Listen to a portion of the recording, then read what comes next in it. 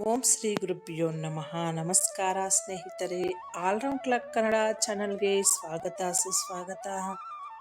ಇವತ್ತಿನ ವಿಡಿಯೋದಲ್ಲಿ ಮಾಘ ಮಾಸದಲ್ಲಿ ಪವಿತ್ರ ಸ್ನಾನ ಯಥಾಶಕ್ತಿ ದಾನವನ್ನು ಮಾಡಲು ಮರೆಯಬೇಡಿ. ಹಿಂದೂ ಪಂಚಾಂಗದ ಪ್ರಕಾರ ಮಾಘ ಮಾಸಕ್ಕೂ ಬಲು ಮಹತ್ವವಿದೆ. ಈ ತಿಂಗಳಲ್ಲಿ ಸಾಕಷ್ಟು ಧಾರ್ಮಿಕ ಆಚರಣೆಗಳೂ ನಡೆಯುತ್ತವೆ. ಮಾಘ ಮಾಸದ ಮಹತ್ವ, ದಾನ ಧರ್ಮಾದಿ ಕಾರ್ಯಗಳ ಬಗ್ಗೆ ಇಲ್ಲಿ ತಿಳ್ಕೊಳ್ಳೋಣ ಬನ್ನಿ. ವಿಡಿಯೋ ಪೂರ್ತಿ ನೋಡಿ. ನಿಮಗೆ ಇಷ್ಟ ಆದರೆ ಶೇರ್ ಮಾಡಿ. ಹೊಸದಾಗಿ ನಮ್ಮ ಚಾನಲ್ ನೋಡ್ತಾ ಇದ್ರೆ ಸಬ್ಸ್ಕ್ರೈಬ್ ಮಾಡ್ಕೊಳ್ಳಿ. ಮಾಘ ಮಾಸ ಅಂದರೆ ಹಿಂದೂ ಪಂಚಾಂಗದ ಪ್ರಕಾರ 11ನೆಯ ತಿಂಗಳು. ಪುಷ್ಯ ಮಾಸದ ಬಳಿಕ ಬರುವ ತಿಂಗಳಿದು. ಇವತ್ತಿಂದ ಅಂದರೆ ಜನವರಿ 29-30ರಿಂದ ಮಾಘ ಮಾಸದ ಆರಂಭ. ಹಿಂದೂ ಧರ್ಮದಲ್ಲಿ ಮಾಘ ಸ್ನಾನವನ್ನು ಅತ್ಯಂತ ಪವಿತ್ರವೆಂದು ಪರಿಗಣಿಸಲಾಗಿದೆ. ಈ ಮಾಸದಲ್ಲಿ ಪವಿತ್ರ ಸ್ನಾನ, ಯಥಾಶಕ್ತಿ ದಾನ ಧರ್ಮಾದಿ ಕಾರ್ಯಗಳಿಗೆ ಬಲು ಮಹತ್ವ. ನಿರ್ಮಲ ಮನಸ್ಸಿನಿಂದ ದಾನ ಧರ್ಮಾದಿ ಕಾರ್ಯಗಳನ್ನು ಮಾಡಿದರೆ ಮಂಗಲಕರ ಫಲಿತಾಂಶ ಲಭಿಸುತ್ತದೆ ಎಂಬುದು ಆಸಕ್ತಿಕರ ನಂಬಿಕೆ.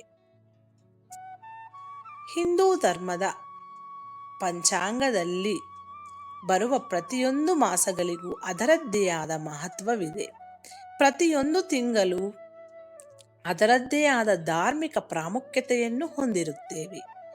ಅಂತೆಯೇ ಈ ಪುಷ್ಯ ಮಾಸ ಮುಗಿದು ಮಾಘ ಮಾಸದ ಆರಂಭವಾಗಿದೆ.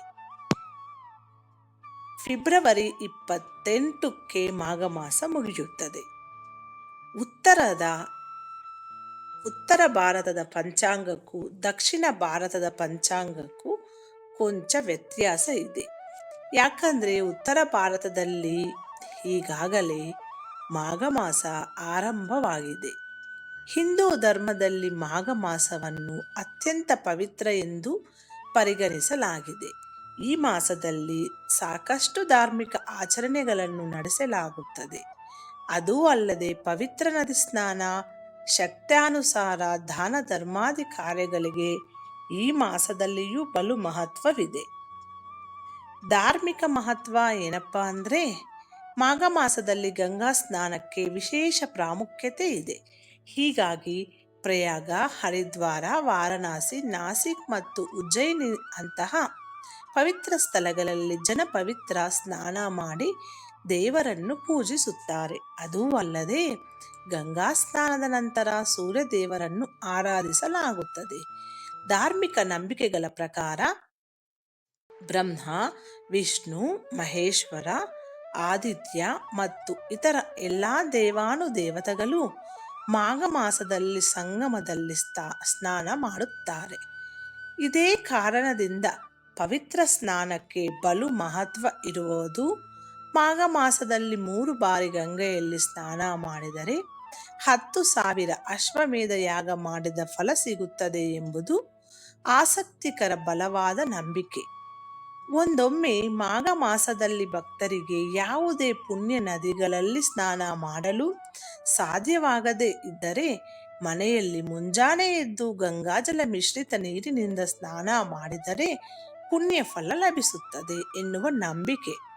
ಮಾಘ ಮಾಸದಲ್ಲಿ ಪುಣ್ಯ ನದಿಗಳಲ್ಲಿ ಸ್ನಾನ ಮಾಡುವವರಿಗೆ ವಿಶೇಷವಾದ ಶಕ್ತಿಯೂ ಲಭಿಸುತ್ತದೆ. ಇದು ಭಕ್ತರ ದೇಹವನ್ನು ಆರೋಗ್ಯಕರವಾಗಿಸುತ್ತದೆ ಮತ್ತು ಆಧ್ಯಾತ್ಮಿಕ ಶಕ್ತಿಯಿಂದ ತುಂಬುತ್ತದೆ ಎಂಬುದು ನಂಬಿಕೆ. ಭಗವಾನ್ ವಿಷ್ಣುವಿಗೆ ಪ್ರಿಯವಾದ ತಿಂಗಳು ಯಾವುದಂದ್ರೆ ಮಾಘ ಮಾಸ. ಮಾಘ ಮಾಸ ವಿಷ್ಣುವಿನ ಆರಾಧನೆಗೆ ಮಂಗಲಕರವಾದ ತಿಂಗಳು ಎಂದು ಪರಿಗಣಿಸಲಾಗಿದೆ. ಶ್ರೀಕೃಷ್ಣನ ಆರಾಧನೆಯಿಂದ ವಿಶೇಷ ಫಲಗಳು ಲಭಿಸುತ್ತೇವೆ ಎಂಬ ನಂಬಿಕೆ. ಅದೂ ಅಲ್ಲದೆ ಮಾಘ ಮಾಸದಲ್ಲಿ ಗಂಗೆಯಲ್ಲಿ ಸ್ನಾನ ಮಾಡುವವರಿಗೆ ವಿಷ್ಣುವಿನ ಆಶೀರ್ವಾದ ಲಭಿಸುತ್ತದೆ, ಅದೃಷ್ಟನೂ ಸಿಗುತ್ತದೆ. ಇವರ ಬದುಕಿನ ಎಲ್ಲ ಕಷ್ಟಗಳು ದೂರ ಆಗಿ ಸಮೃದ್ಧಿ ಮನೆ ಮಾಡುತ್ತವೆ ಎಂಬುದು ಭಕ್ತರ ಶ್ರದ್ಧೆ ಮತ್ತು ಭಕ್ತಿಯ ನಂಬಿಕೆ. ಜೊತೆಗೆ ಇವರಿಗೆ ಮೋಕ್ಷವೂ ಒದಗಿ ಬರುತ್ತದೆ ಎಂಬ ನಂಬಿಕೆ ಕೂಡ ಇದೆ. ಧಾರ್ಮಿಕ ಗ್ರಂಥಗಳ ಪ್ರಕಾರ ಮಾಘ ಮಾಸದಲ್ಲಿ ನದಿ ಸ್ನಾನ ಮಾಡುವುದರಿಂದ ಮನುಷ್ಯರ ಪಾಪ ದುಃಖಗಳು ದೂರ ಆಗುತ್ತದೆ. ಮಾಘ ಮಾಸದ ನಿಯಮಗಳು ಏನಪ್ಪಾ ಅಂದ್ರೆ, ಮಾಘ ಮಾಸದಲ್ಲಿ ಸೂರ್ಯನ ಆರಾಧನೆಗೂ ಮಹತ್ವವಿದೆ. ಈ ತಿಂಗಳು ದಾನ ಧರ್ಮಾದಿ ಕಾರ್ಯಗಳನ್ನು ಮಾಡಿದವರು ದೇವಾನುದೇವತೆಗಳ ಆಶೀರ್ವಾದ ಪಡೆಯುತ್ತಾರೆ ಎಂಬುದು ನಂಬಿಕೆ.